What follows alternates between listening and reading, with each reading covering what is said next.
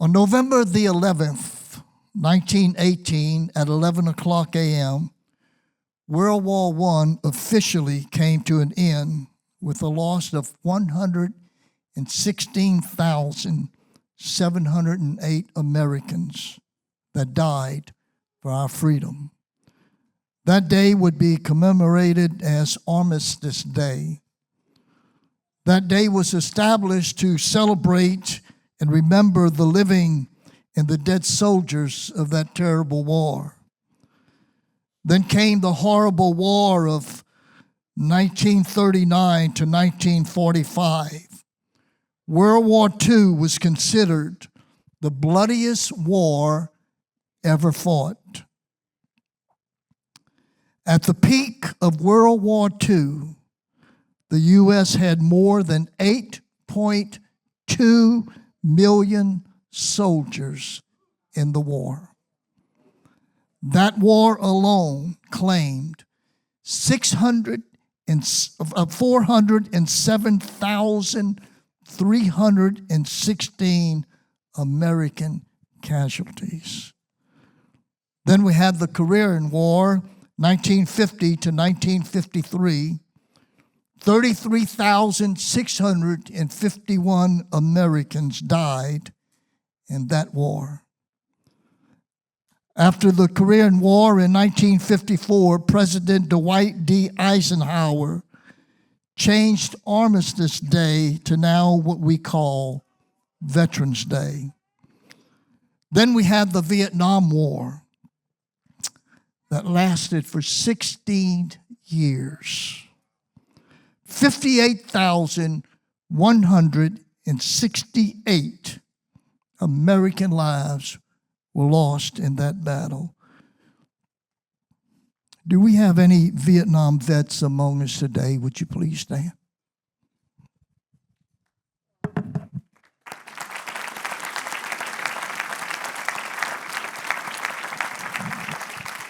Thank you. We've had several wars since then, like the Persian Gulf War, Operation Freedom, Desert Storm, Iraqi War, and the war against terrorists, and several more. If you've served overseas in any of these wars, protecting our country, would you please now stand?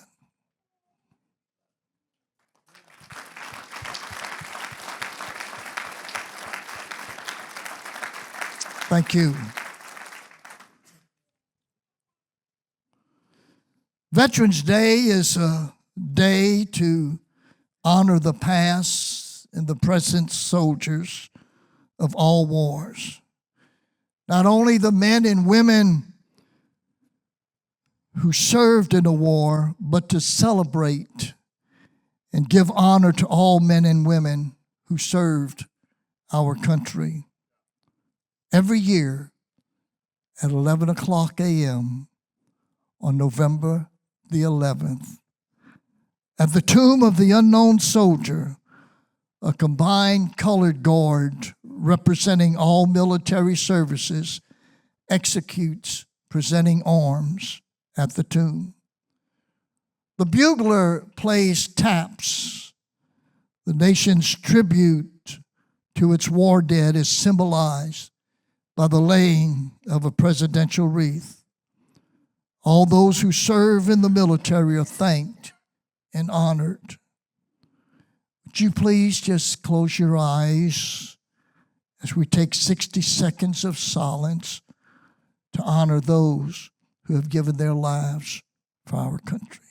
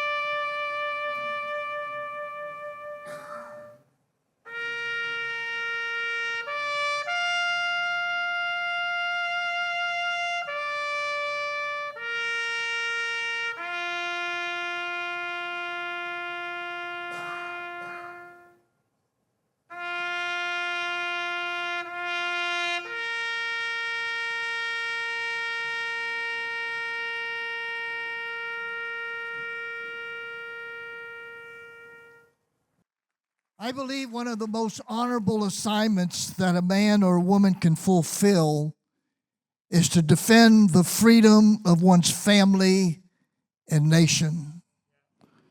Today, we applaud you, veterans, with the deepest of respect and gratitude for your honor to our society.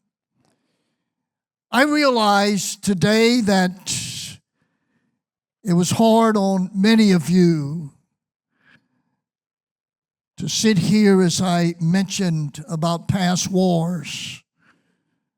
For some of you, you don't even talk about it. It's still fresh on your mind. You can still remember the many nights that you were all alone, and some of you sleeping in a foxhole. And you didn't know if you were going to see the light of day. Many of you, along with myself, remember the day as you hugged. I get touched. I just made 19 when I was drafted. I told myself this morning, boy, you're not going to choke up now.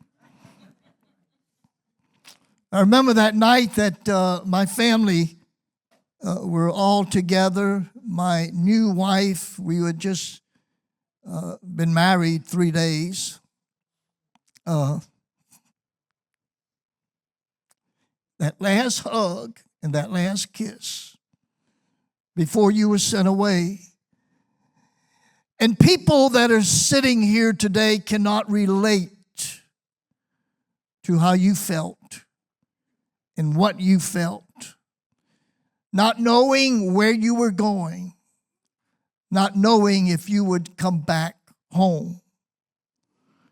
You can remember the many nights not knowing, and many of you, as you hugged your family to board a plane to go to what that famously called boot camp. I think it lasted for 8 weeks or 12 weeks or something like that. I forgot by now. It's been so long. How many years or weeks? I still remember that Friday in Fort St. Leonard Wood.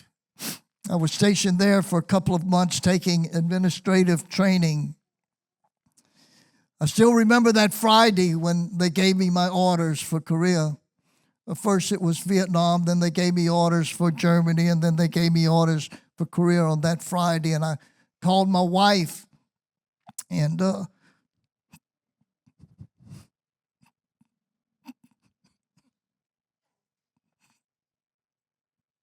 19-year-old kid that I'd be leaving for Korea.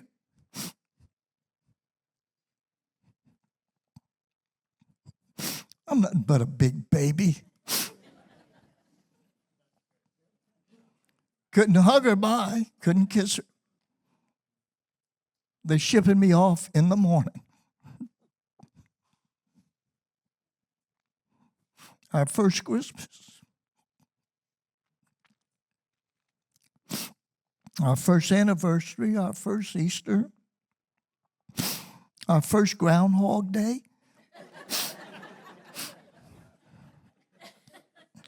Our first everything. But out of the 14 months I spent in Korea, if there was anything that I remembered, it was the day that I received the top of our wedding cake for our anniversary. You had kept it in the freezer for a year, mailed it to me. It took 2 weeks to get there.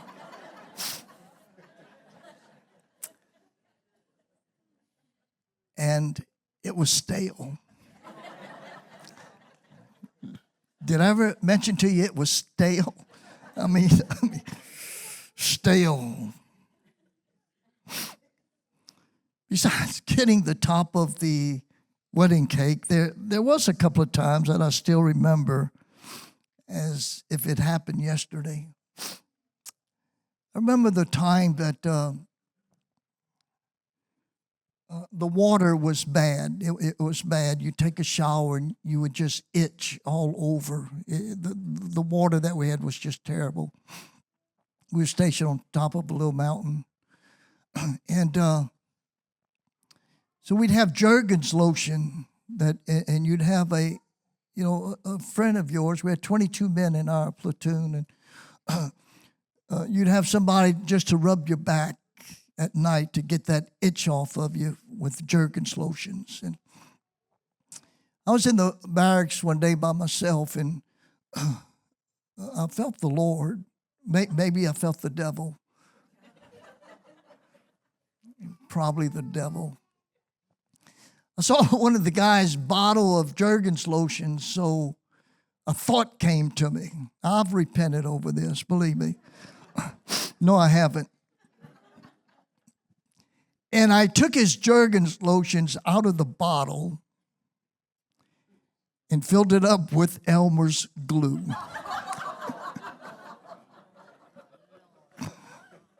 Loved it. And that night when his friend took that, what he thought was Jergens lotion, and put it on his back, and he started rubbing, and all of a sudden it got slower and slower and slower. I still remember things like that. Veterans, you'll love this.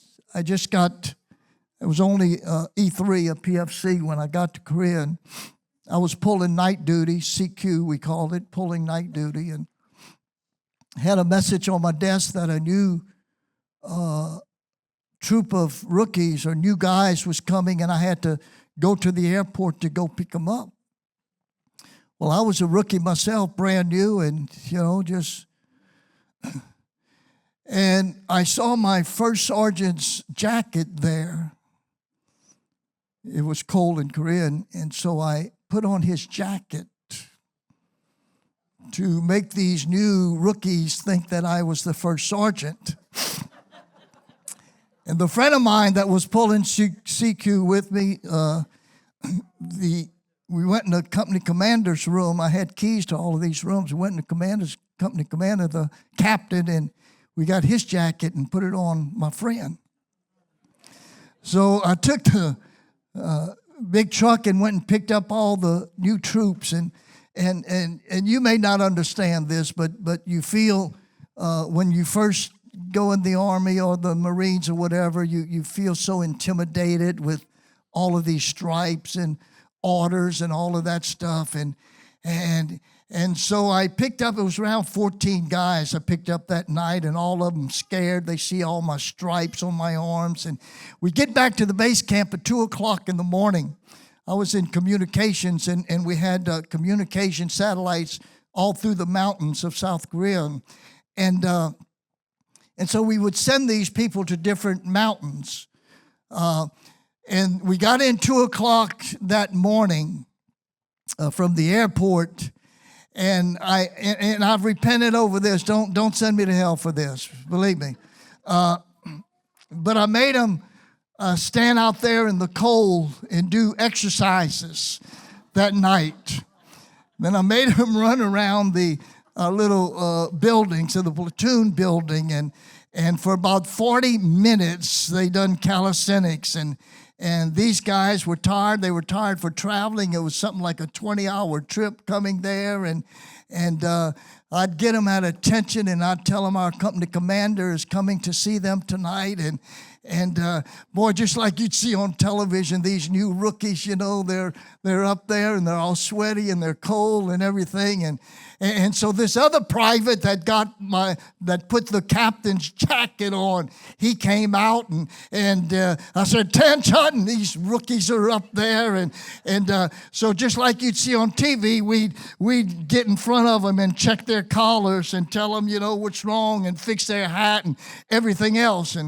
And so finally they got to bed, and the next day, all the new troops had to come through my desk so I could send them to different mountains. And the next day, the big boy, a big guy, he got to my desk and I was assigning him one of the hills to go to, and he looked at me and he said, "You sure look familiar."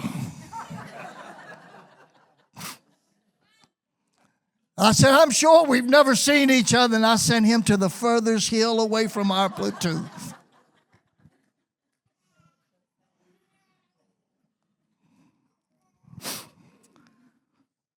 It's because of you, veterans,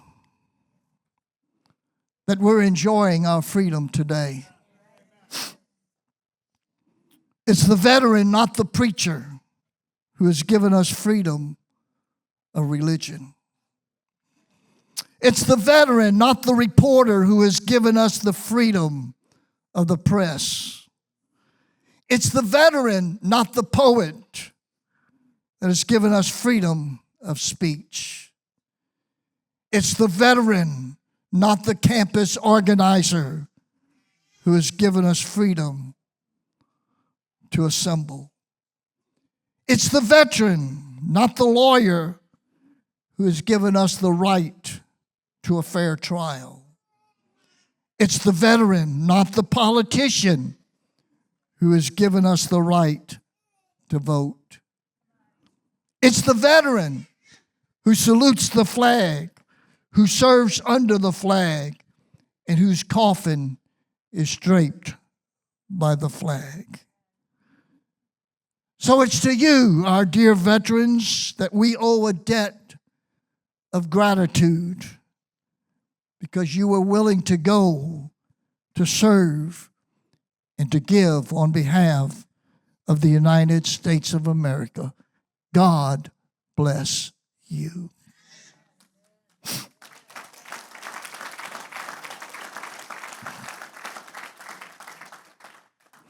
Because of our men and women serving our country, only in America, and I've been all over the world, only in America is there so much freedom.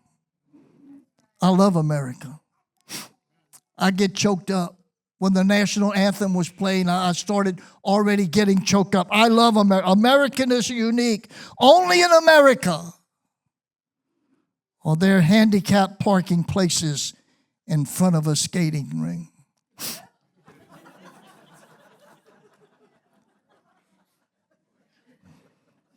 Only in America do drugstores make the sick walk all the way to the back of the store to get their prescriptions, while healthy people can buy cigarettes at the front.